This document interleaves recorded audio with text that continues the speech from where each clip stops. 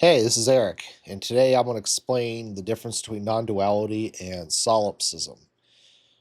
Frankly, there's not you, you could kind of get by with not even seeing that there is much of a difference, but I think by drawing this distinction, there's something sort of interesting within it. Like we can kind of get at a lot of these uh, non-dual concepts in a way that we otherwise might struggle to get at. So, what is non-duality? Well, non-duality means not two, and what not two means is there's not two consciousnesses. There's only one. There's only the one, and it's right here, right now. It's this Atman, or I believe the in Veda they might call it the Jivatman. Now, it just means this is the only one. Here it is. This is the only one that I have access to. This is the only one that I'm seeing. It's just these sights, these sounds, these thoughts. That's it. One without another. I am alone. Now, that sounds a lot like solipsism, doesn't it? Well, here's the interesting thing. This is the distinction. Solipsism is more the positive affirmation that I am singular, whereas non-duality is the denial of a second, not two.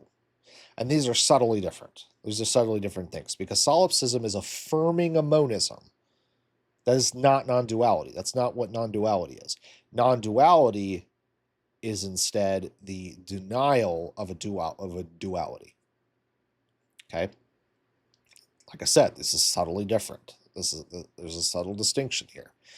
To positively affirm a monism, you have to basically be affirming some sort of proposition in a positive way. You have to be saying, I am the only thing that exists, or this consciousness is the only thing that exists. This I. This is it. This is everything. You have to positively be putting forward that proposition. But then you get all the old beliefs, all the old mental models, the consensus reality oftentimes. It might say, well, actually, you're just one consciousness in this world full of a whole bunch of different consciousnesses, and we all exist in this real physical world. Well, here's the thing. You can't prove that mental model is false. It's possible. It's possible there could be other consciousnesses out there, and that we're in this real physical world together. Or perhaps another one people like to believe on the spiritual path. It's not quite consensus reality, but it's another common belief is that there's this one whole consciousness, a Brahman or something of that sort, and we're all just sort of individual little nodes or something like that within this consciousness, and we dissociate from this larger consciousness. This is the very Bernardo Castro sort of view of things. Like, sure, you could sort of go around believing this as well. Uh, Now, neither of these are provable models. They're both nonsense in the end, and by nonsense I mean they're just mental models. Whenever I want to know what's not nonsense, I can just return to what's right here, right now, what is undeniable, and it is this consciousness, what I'm experiencing. So I know that this is not nonsense.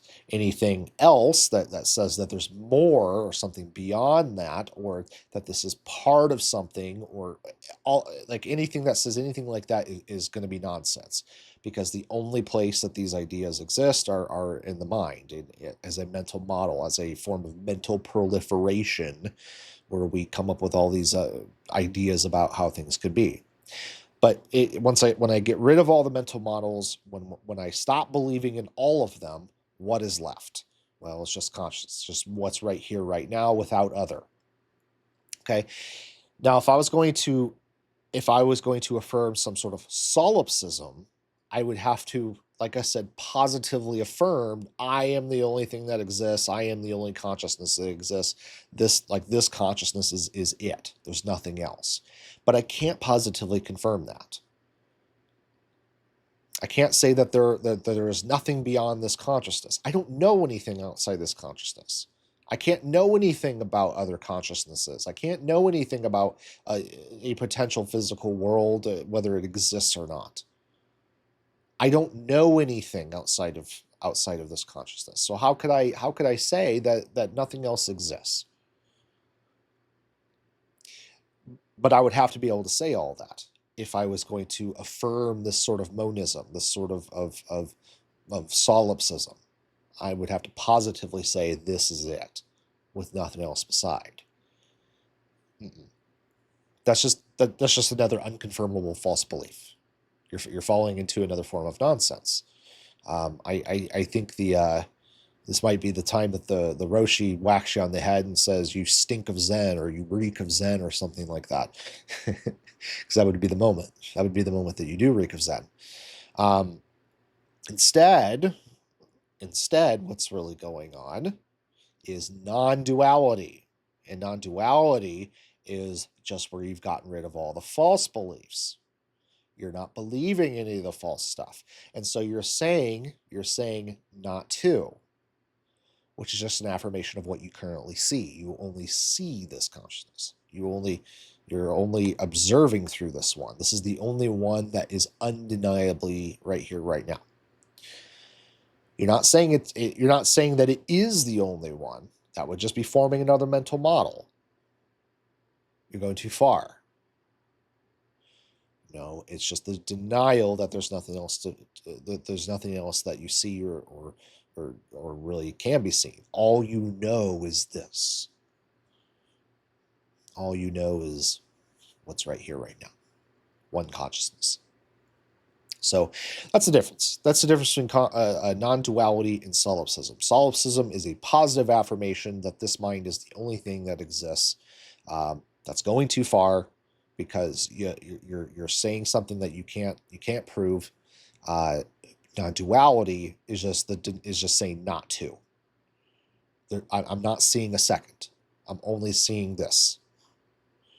You're not saying that second doesn't exist. It's not a positive affirmation that this is the only thing. It's just saying not to. I don't see two.